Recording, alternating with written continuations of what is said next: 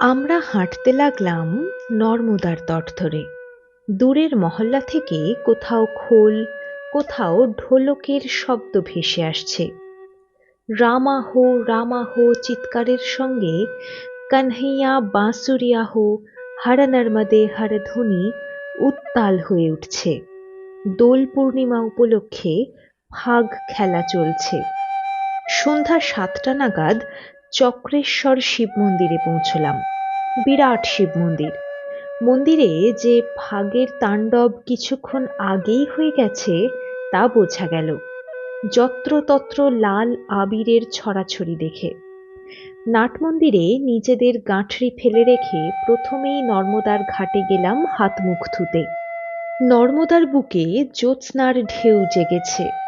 বিন্ধ্য পর্বত ও সাতপুরা পর্বতমালার দিকে তাকিয়ে অবাক হয়ে গেলাম। পূর্ণচন্দ্রের কিরণে চতুর্দিকে স্নিগ্ধ জ্যোতির প্লাবন। অপরূপ দৃশ্য। নর্মদাকে প্রণাম করে আসার পর আমরা মন্দিরে ঢুকলাম। মন্দিরের মধ্যে ঘিয়ের প্রদীপ জ্বলছে। প্রকাণ্ড প্রদীপ। প্রায় ১ সের ঘি লাগে ভর্তি করতে। পুরোহিত মশাই বোধহয় কর্পূর দিয়ে আরতি করে গেছেন। নর্মদেশ্বর শিবলিঙ্গের পাশেই রূপোর সিংহাসনে একটি বড় শালগ্রাম শিলা।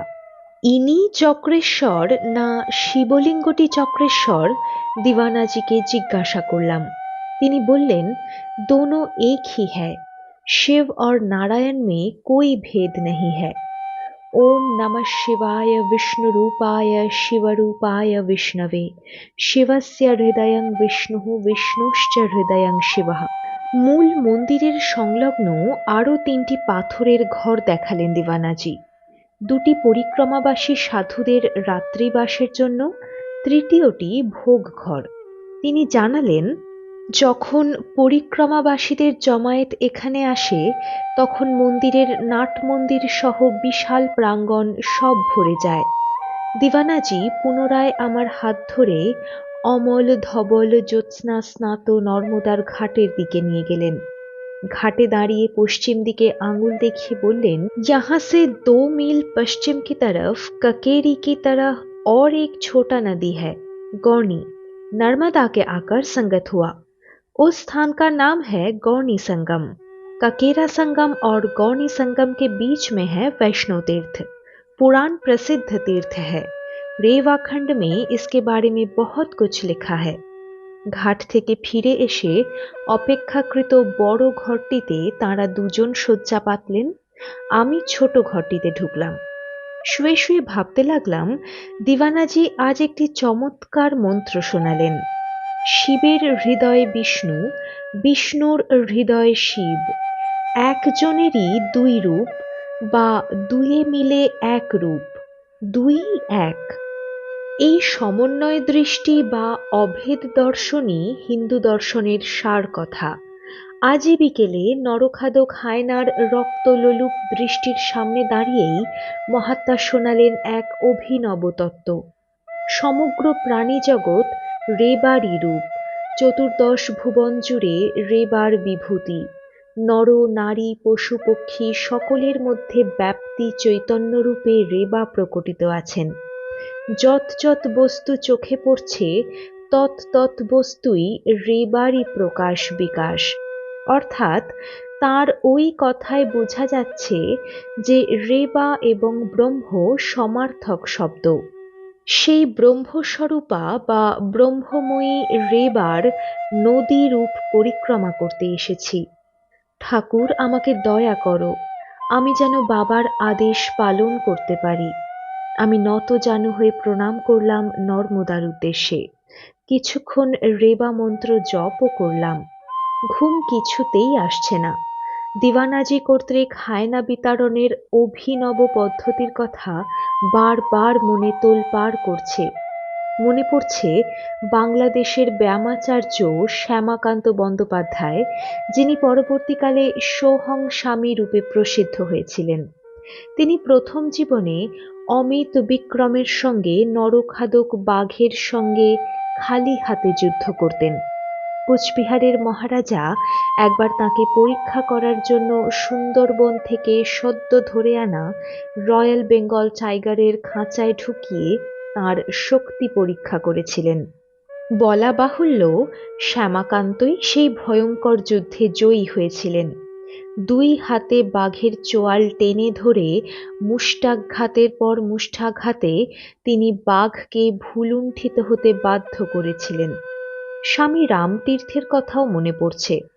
অসাধারণ অঙ্কবিদ হিসাবে যখন তিনি গৌরবের সঙ্গে পাঞ্জাবের লায়লাপুর কলেজে অধ্যাপনা করতেন, সেই সময় এক আত্মজ্ঞ মহাপুরুষের সংস্পর্শে এসে তিনি সন্ন্যাস নেন এবং পূর্বজন্মার্জিত তপস্যার বলে শীঘ্রই আত্মজ্ঞ মহাপুরুষরূপে জগৎ প্রসিদ্ধ হন। শেষ বয়সে আমেরিকার সান ফ্রান্সিসকোতে একটি পাহাড়ে বাস করতেন। সেইখানেই তিনি দেহ রক্ষা করেন। তার অলৌকিক যোগবল এবং বেদান্ত ব্যাখ্যায় গুণমুগ্ধ আমেরিকাবাসী সেই পাহাড়টির নাম দেন রামতীর্থ হিল। তিনি আত্মজ্ঞান লাভ করার পর যখন প্রয়াগে বাস করতেন, সে সময় তিনি স্ত্রী, পুরুষ, বালক, বালিকা, গরু, মহিষ, কুকুর, শেয়াল ও সাপ যাকেই দেখতে পেতেন তাকেই মেরি আত্মা হ্যায় বলে বুকে নিতেন। তাই দেখে উত্তরপ্রদেশের তৎকালীন ইংরেজ গভর্নর তাকে বিলাতে যাবার জন্য আমন্ত্রণ করেন। সেখানে দুষ্টবুদ্ধিবশত সাধু সত্য সত্যই সর্বত্র আত্মদর্শন করে মেরি আত্মা হ্যায় বলেন না, সেটা তার বুজরুকি, তা পরীক্ষা করার জন্য লন্ডনের পশুশালায় আফ্রিকা হতে সদ্যধৃত এক বিরাট বাঘের খাঁচায় তাকে ঢুকিয়ে দেন। শত শত গণ্যমান্য ব্রিটিশ লর্ড ও লেডিরা সেই ভয়ঙ্কর দৃশ্য উপভোগ করার জন্য উপস্থিত ছিলেন। তাঁরা জানতেন হিংস্র ব্যাঘ্র শীঘ্রই ভণ্ড সাধুর দেহকে ছিন্ন ভিন্ন করে ফেলবে, কিন্তু রুদ্ধ নিঃশ্বাসে তাঁরা হতবাক হয়ে যান যখন দেখলেন রক্তলোলুপ বাঘটা তার উপর ঝাঁপিয়ে পড়ার সঙ্গে সঙ্গে রামতীর্থ বাঘকে জড়িয়ে ধরে মেরি আত্মা হ্যায়, মেরি আত্মা হ্যায় বলে আদর করছেন এবং কিছুক্ষণ পরেই বাঘটা পোষা বিড়ালের মতো মহাপুরুষের পদতলে শান্ত হয়ে বসে আছে। আমি শুয়ে শুয়ে বিচার করছি, শ্যামাকান্ত বাঘের সঙ্গে যুদ্ধ করে তাকে কাবু করেছিলেন অসাধারণ সাহস ও প্রচণ্ড দৈহিক শক্তি বলে। স্বামী রামতীর্থ আত্মজ্ঞানের তেজে বাঘকে বশীভূত করেছিলেন। সর্বত্র সমদর্শী ব্রহ্মজ্ঞ মহাপুরুষ স্বামী রামতীর্থের পরাবর দৃষ্টিতে বাঘ ছিল না, বাঘের মধ্যে তিনি দেখেছিলেন ব্রহ্মের স্বরূপ। আর গতকাল অপরাহ্নে দিওয়ানাজিকে দেখলাম প্রেম দৃষ্টিতে তিনি হায়নাকে তার প্রীতম প্রিয়তমেরই চিদবিলাস রূপে প্রণাম করলেন। হায়না তার হিংসা ভুলে গেল। মহর্ষি পতঞ্জলিকৃত যোগদর্শনের সাধনপাদের একটি সূত্রের কথা মনে পড়ে গেল। সূত্রটি হচ্ছে আহিংসা প্রতিষ্ঠায়ং তৎসন্নিধৌ বৈরত্যাগঃ। অর্থাৎ ঋষি বলছেন, মনে প্রাণে যদি কেউ অহিংসাতে প্রতিষ্ঠিত হন, তাহলে তাঁর সান্নিধ্যে এলে, সমীপস্থ হলে হিংস্র প্রাণীও তার হিংসা ভুলে যায়, চরম শত্রুও তার বৈরিতা ত্যাগ করে। আত্মারাম ব্যতীত অন্য কোনো বস্তু নাই। এইরূপ দৃঢ় নিশ্চয় হলে, অর্থাৎ সর্বভূতে আত্মদর্শী হলে, সিদ্ধযোগীর ইষ্টানিষ্ঠ বোধ থাকে না, রাগ দেশও থাকতে পারে না। যার অন্তঃপ্রকৃতি হতে হিংসা দেশবুদ্ধি সম্পূর্ণভাবে দূরীভূত হয়েছে, সেই সর্বভূতান্তদর্শী মহাত্মার সান্নিধ্যে এলে হিংস্র ও ক্রূর প্রাণীর মধ্যে তাঁর জ্ঞান দৃষ্টি বা প্রেম দৃষ্টির মধ্য দিয়ে বিশুদ্ধ সত্য ভাব সঞ্চারিত হওয়ার ফলে তাঁর ভাবে ভাবিত হয়ে সেই হিংস্র ও ক্রূর প্রাণীর মন থেকে হিংসা ও ক্রূরতা দূর হয়ে যায়। মেসমেরিজম বা সম্মোহন বিদ্যা শিক্ষা করে যারা ইচ্ছা শক্তির কিছুটা উৎকর্ষ সাধন করতে পারেন, তাদের স্থির দৃষ্টি বলে যে কোনো প্রাণীকে তারা সাময়িকভাবে সম্মোহিত করে বশীভূত করতে পারেন, কিন্তু তাতে উভয়ে উভয়ের দিকে কিছুক্ষণ তাকিয়ে থাকতে হয়। কিন্তু লন্ডনের নরখাদক বাঘের খাঁচায় মহাত্মা রামতীর্থজিকে যখন ঢুকিয়ে দেওয়া হয়, তখন তার পক্ষে বাঘের দৃষ্টিতে দৃষ্টি স্থাপন করে তাকে সম্মোহিত করার সুযোগ ছিল না। তিনি আক্রমণোদ্যত ভয়ঙ্কর বাঘটিকে দেখা মাত্র আ মেরি আত্মা হ্যায়, আ মেরি আত্মা হ্যায় বলতে বলতে দৌড়ে গিয়ে জড়িয়ে ধরেছিলেন। আর গতকাল জঙ্গলের মধ্যে যে দৃশ্য দেখলাম, সেখানে তো দিওয়ানাজি হায়না দুটোকে দেখা মাত্রই চোখ মুদে নতমস্তকে প্রণাম করতে লেগে গেছিলেন। কাজেই মহর্ষি পতঞ্জলির অহিংসা প্রতিষ্ঠা বিষয়ক সূত্রটি যে কেবল তত্ত্বকথা বা বাণী মাত্র নয়, এ যে প্রত্যক্ষ সত্য, তা নর্মদা তটে না এলে নিজের চোখে দেখার সুযোগ ঘটত না। এইসব কথা ভাবতে ভাবতে কখন যে ঘুমিয়ে পড়েছি জানি না। মন্দিরের জাগরণী ঘণ্টার ধ্বনিতে ঘুম ভাঙল। পুরোহিত মশাই এসে গেছেন মন্দিরে। অনেক বেলা হয়ে গেছে। বাইরে বেরিয়ে এসে বড় ঘরটাতে উঁকি মারলাম। দিওয়ানাজি বা যোগনাথজির কাউকে দেখতে পেলাম না। শৌচাদি ও স্নান পর্ব সেরে এসে রেওয়া খণ্ডম পুঁথিটি খুলে বৈষ্ণব তীর্থের বিবরণ পড়তে লাগলাম। মার্কণ্ডেয় মুনি যুধিষ্ঠিরকে বলছেন, রেওয়ায়া উত্তরে কূলে বৈষ্ণবম তীর্থমুত্তমম জলশায়িতি वै नाम विख्यातं वसुधातले दानवानां वधं कृत्वा सुप्तस्तत्र जनार्दनः चक्रं प्रक्षालितं तत्र देवदेवेन चक्रेण सुदर्शनं च निष्पापं रेवाजलसमाश्रयात्। রেবার উত্তরকূলে জলশায়ী নামক অনুত্তম বৈষ্ণব তীর্থ বিদ্যমান। এই জলশায়ী বসুধাতলে বিশেষ বিখ্যাত। চক্রধর জনার্দন দেব দানবদেরকে বধ করে এই জলশায়ী তীর্থে শয়ন এবং জলশায়ীর জলে চক্র প্রক্ষালিত করেছিলেন। হে রাজন, এই স্থানের রেবা জল সংস্পর্শে চক্রধারীর সুদর্শন চক্র নিষ্পাপ হয়েছিল।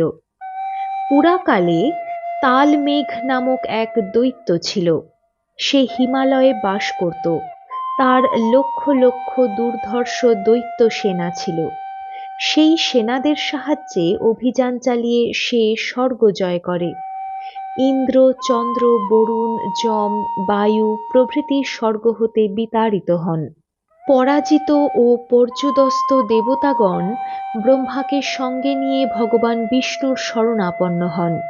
ব্রহ্মা প্রার্থনা করেন, ত্বমেবা জহি তং দুষ্টং মৃত্যুং ইয়াস্যতি নান্যথা, অর্থাৎ হে জনার্দন, পাপমতি তালমেঘ আপনি ছাড়া আর কারো বদ্ধ নয়। আপনি সেই দুষ্ট দানবকে নিহত করুন, অন্যথা তার মৃত্যু হবে না। দেবতাদের প্রার্থনায় বিষ্ণুর দয়া হয়। তিনি গরুর বাহনে হিমালয়ে গিয়ে তালমেঘকে আক্রমণ করেন। বহুদিন যাবৎ ঘোরতর যুদ্ধ করে অবশেষে সুদর্শন চক্রের সাহায্যে তিনি তালমেঘকে নিহত করতে সমর্থ হন। তালমেঘকে বধ করে স্বস্থানে প্রত্যাবর্তনের পথে তিনি সুদর্শন চক্রটিকে এইখানে রেবার জলে ধৌত করেছিলেন। সেই থেকে এই চক্রতীর্থ একটি শ্রেষ্ঠ বৈষ্ণব তীর্থ নামে বিখ্যাত। পুঁথি পড়া শেষ হয়েছে এমন সময় মন্দিরের পুরোহিত মশাই 15-20 জন লোক সঙ্গে নিয়ে আমার কাছে এলেন। আমি তাকে জানালাম যে আমি পরিক্রমাবাসী। নীলকণ্ঠ ঘাট হতে মহাত্মা দিওয়ানাজি এবং যোগনাথজির সঙ্গে গত রাত্রিতে এখানে উপস্থিত হয়েছি। দিওয়ানাজির নাম করার সঙ্গে সঙ্গে লোকের মধ্যে আনন্দের সাড়া পড়ে গেল। বুঝলাম দিওয়ানাজি এখানে সর্বজনমান্য মহাত্মা। পুরোহিত মশাই বললেন, আপনি যতদিন ইচ্ছা এখানে থাকতে পারেন। পরিক্রমাবাসীদের সেবা করার এখানে ব্যবস্থা আছে। দিওয়ানাজি পাগল সেজে থাকেন, নিজেকে পাগল বলে পরিচয় দেন। উনি কিন্তু সত্য সত্য পাগল নন, অতি উচ্চতম কোটির মহাত্মা। অহর্নিশ ভগবৎ প্রেমে মত্ত হয়ে আছেন। বৎসরের অধিকাংশ সময়ে তিনি এইখান হতে হলিপুরা পর্যন্ত যাতায়াত করেন। যেখানে যেমন ইচ্ছা যতদিন ইচ্ছা বাস করেন। মন্দির বা গাছের তলা যেখানেই থাকেন আনন্দে থাকেন, ভজন গানে ডুবে থাকেন। আপনি ভাগ্যবান যে এই রকম একজন মহাপুরুষের সংস্পর্শে এসেছেন। মহাত্মা যোগনাথজিকেও আমি চিনি। এখানে পাশাপাশি কয়েকটা মহল্লায় অনেক নাথপন্থী গৃহী ভক্ত বাস করেন। তারা মহাত্মা নিবৃত্তিনাথের ভক্ত। চৈত্র মাসের সংক্রান্তির দিন তার মৃত্যু তিথি বা ভান্ডারা। সেই ভান্ডারা উপলক্ষে অর্থ সংগ্রহের জন্য প্রতি বৎসরই এই সময় যোগনাথজি এখানে এসে থাকেন। তিনি ওই একই উদ্দেশ্যে হান্ডিয়াতেও যান। পুরোহিত মশাইয়ের কথা শেষ হতে না হতেই দিওয়ানাজি যোগনাথজি উভয়ে এসে উপস্থিত হলেন। দিওয়ানাজিকে দেখে সকলের মধ্যে প্রণামের ধুম পড়ে গেল। তিনি বললেন, সवेरे पूजा करके सीधा चले जाएंगे, मुझे तंग मत करना, तंग करने से हम फिर भागेंगे। সকলেই সানন্দে সম্মতি জানিয়ে চলে গেলেন। चलिए, आपके पास जो किताब है वो लेकर चलिए। नारायण जी का कैसा चक्र इधर विराजमान है पहचानिए तो। দিওয়ানাজির নির্দেশ মতো শিলা চক্রার্থ বোধিনী নামক পুস্তকটি নিয়ে তার সঙ্গে ঠাকুর দর্শন করতে গেলাম। যোগনাথজি নাট মন্দিরে বসে গোরখপন্থী দুজন ভক্তের সঙ্গে বার্তালাপে ব্যস্ত রইলেন। মন্দিরে ঢুকেই দিওয়ানাজি সাষ্টাঙ্গ প্রণাম করে নারায়ণ শিলা ও নর্মদেশ্বর শিবের দিকে তাকিয়ে নীরবে অশ্রু বিসর্জন করতে লাগলেন। তার শরীরে মুহুর্মুহু রোমাঞ্চ পুলক ও শিহরণ দেখা দিতে লাগল। আমি প্রণাম করে শালগ্রাম শিলাটি হাতে নিয়ে চন্দনাদি মুছে উল্টে পাল্টে চিহ্নগুলি পর্যবেক্ষণ করতে লাগলাম। মন্দিরের মধ্যে যদিও ঘিয়ের প্রদীপ জ্বলছে, তবুও সেই আলোকে পর্যাপ্ত বলে মনে হলো না।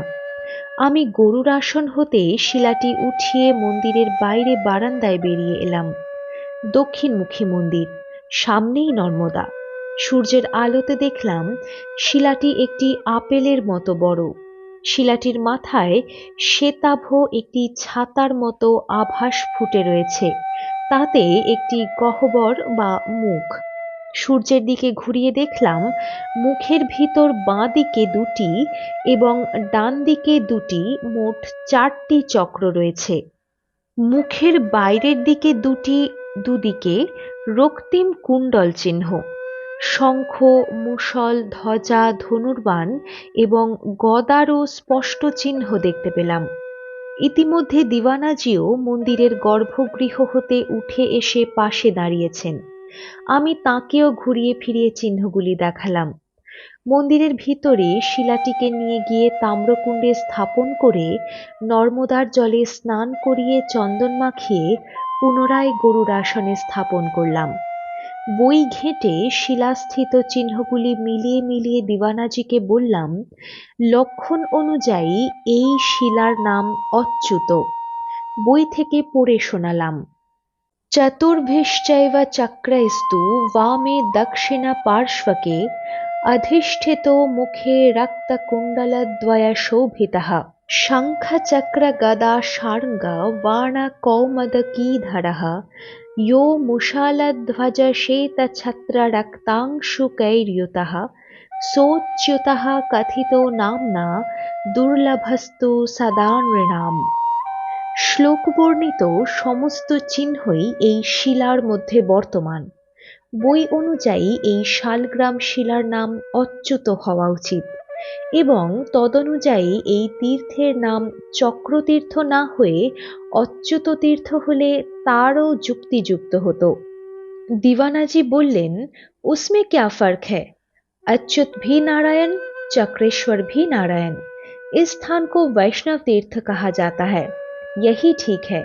ऐसा कभी देखा? আমি বললাম, আমি সারা ভারতবর্ষ পরিক্রমা করেছি, হাজার হাজার মন্দির দেখেছি। চিত্রকূট, বদ্রীনারায়ণ, অযোধ্যার হনুমানগড়ি, যেখানে হাজার হাজার শিলা আছে, তাও দেখেছি, কিন্তু এই রকম শালগ্রাম আমি কোথাও দেখিনি। নর্মদা তীর্থের কথা ছেড়েই দিলাম, এই মন্দির ছাড়া অমরকণ্টক থেকে এই পর্যন্ত কোনো মন্দিরে শালগ্রাম শিলাই দেখতে পাইনি। নর্মদাতে শুধু শিবেরই রাজত্ব। আমার কথা শুনে দিবানাজি হাসতে লাগলেন। এমন সময় যোগনাথজি এসে জানালেন যে পুরোহিতজি আমাদের ভোজনের জন্য ভোগ এনেছেন, চাপাটি ও মালাই। ভোগের থালা রেখে পুরোহিতজি দিবানাজিকে প্রণাম করে চলে গেলেন। খাওয়া দাওয়ার পর নাট মন্দিরে দিবানাজি কম্বল মুড়ি দিয়ে শুয়ে পড়লেন। আমরা দুজন গল্প করতে লাগলাম। যোগনাথজি আমাকে বললেন, তুমি গোরখপুর গেছিলে, ওখানে এখন মহন্ত দিগ্বিজয়নাথজি গদিনসীন মহাত্মা, তার কাছে তোমার দীক্ষা নেওয়া উচিত ছিল। নাথ পন্থে না এলে তুমি সাধন রাজ্যের কোনো সন্ধান পাবে না। কলিযুগে স্বয়ং শিবই গোরখনাথজি রূপে আবির্ভূত হয়েছিলেন। গোরখনাথজি নেপালের জাতীয় দেবতা। তাঁর নামানুসারে নেপালের অধিবাসীদের গোর্খা নাম হয়েছে। নেপালের বর্তমান মহারাজা ত্রিভুবন নারায়ণ সিংয়ের প্রপিতামহ গোরখনাথজির আশীর্বাদেই নেপালে স্বাধীন হিন্দু রাজ্যের প্রতিষ্ঠা করে গেছেন। তাঁর আশীর্বাদ আছে, ইয়াবৎ চন্দ্র দিবাকরও নেপালে স্বাধীন হিন্দু রাজ্য প্রতিষ্ঠিত থাকবে। চিতোরের রানা বংশের প্রতিষ্ঠাতা বীর হাম্বীরকেও গোরখনাথজি এক দিব্য খড়গ দান করেন। সেই দিব্য বলে বলীয়ান হয়েই তিনি সমগ্র মেওয়ার জয় করতে পেরেছিলেন। জ্বালামুখী তীর্থ গোরখনাথজিরই তপস্যাস্থল। তোমাদের কলিকাতার কালীঘাটের কালী মূর্তি এবং নকুলেশ্বর ভৈরবের প্রতিষ্ঠা তিনিই করেছিলেন। ওই কালী এবং শিবের নিত্য পূজার ভার দিয়েছিলেন চৌরাঙ্গীনাথকে। আগে কলিকাতা জঙ্গলে পূর্ণ ছিল। জঙ্গলের মধ্যে যেখানে চৌরাঙ্গীনাথজি বাস করতেন সেই স্থানের নাম হয়েছে চৌরাঙ্গী। আমি কলকাতায় একবার গিয়েছিলাম। গোরখনাথজি কে জানো? সিদ্ধানাঞ্চ মহাসিদ্ধঃ, ঋষীণাঞ্চ ঋষীশ্বরঃ, যোগীনাম চৈব যোগীন্দ্র, শ্রী গোরক্ষ নমোস্তুতে। শ্রীগুরুং পরমানন্দং বন্দে সানন্দ বিগ্রহম, यस्य সান্নিধ্যমাত্রেণ চিদানন্দায়তে তনুম। গোরখনাথজি নিজেও শৈব দেহ প্রাপ্ত হয়েছিলেন। তাঁর প্রবর্তিত সাধনায় প্রবেশ করলে, তাঁর স্পর্শ পেলে যে কোনো সাধকের দেহ চিন্ময় হয়ে যায়। যোগনাথজির উচ্ছ্বাস কমলে আমি তাকে বললাম, আমার বাবাই আমার ইষ্ট এবং উপাস্য, তাঁর কাছেই আমার দীক্ষা এবং শিক্ষা। স্বয়ং শিব আমার কাছে প্রকট হয়ে দীক্ষা নিতে বললেও আমি তাঁর সেই অযাচিত দিব্যদানকে প্রত্যাখ্যান করব।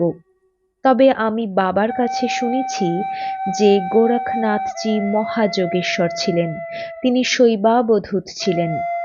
যোগনাথজি জিজ্ঞাসা করলেন, শৈবাবধূত কিসকো বলতে হো? আমি বললাম, যিনি বর্ণাশ্রমের ঊর্ধ্বে চলে গেছেন এবং আত্মাতেই স্থিতচিত্ত সেই অতিবর্ণাশ্রমী যোগীকে বলা হয় অবধূত। মহামনীষী বাচস্পতি প্রণীত অভিধানে অবধূতের লক্ষণ সম্বন্ধে বলা আছে, ইয়ো বিলঙ্ঘ্য আশ্রমান বর্ণান আত্মন্যেব স্থিতঃ পুমাन्। অতিবর্ণাশ্রমী যোগী অবধূতঃ স উচ্যতে। অবধূতের আবার শ্রেণী বিভাগ আছে, গৃহাবধূত আর কুলাবধূত। গৃহাবধূত গৃহী আর কুলাবধূত গৃহত্যাগী সন্ন্যাসী হন। তাছাড়াও শৈবাবধূত, ব্রহ্মাবধূত, হংসাবধূত এবং ভক্তাবধূত নামে আরও কয়েকটি শ্রেণী বিভাগ আছে। ভক্তাবধূত আবার দুই রকম। পূর্ণ ভক্তাবধূত, তার নাম পরমহংস, আর যিনি অপূর্ণ ভক্তাবধূত তাকে বলা হয় পরিব্রাজক।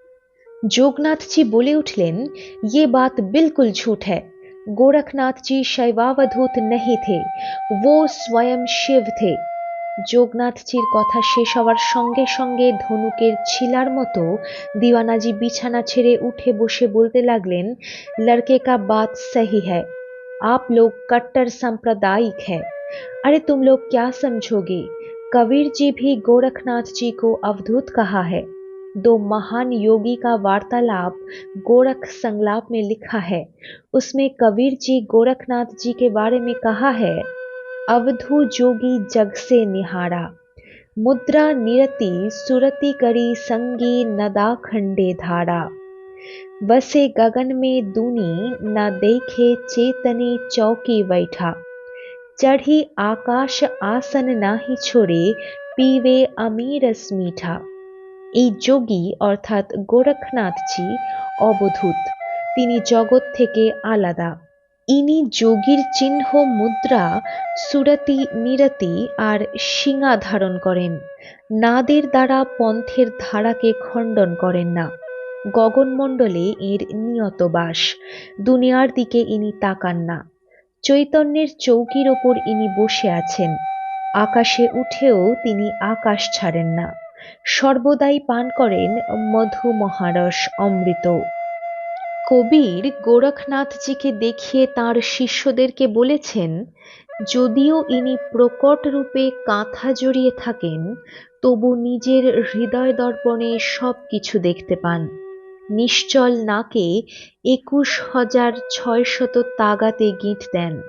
ইনি ব্রহ্মাগ্নিতে নিজ কায়া আহুতি দেন আর জেগে থাকেন ত্রিকুটি সঙ্গমে। এই যোগেশ্বর সহজ ও পুণ্যের ধ্যানে মগ্ন থাকেন।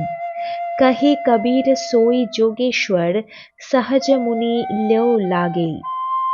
कहिए जोगनाथ जी, इससे बड़ा महिमा कौन वर्णन कर सकते हैं? शैवाधुत का गति ऐसा ही होते हैं। ये लड़के का पिताजी ने गोरखनाथ जी को शैवावधूत बताकर अच्छा ही किया। আগুনে যেন জল পড়ল। দিওয়ানাজির কথা শুনে যোগনাথজি চুপসে গেলেন।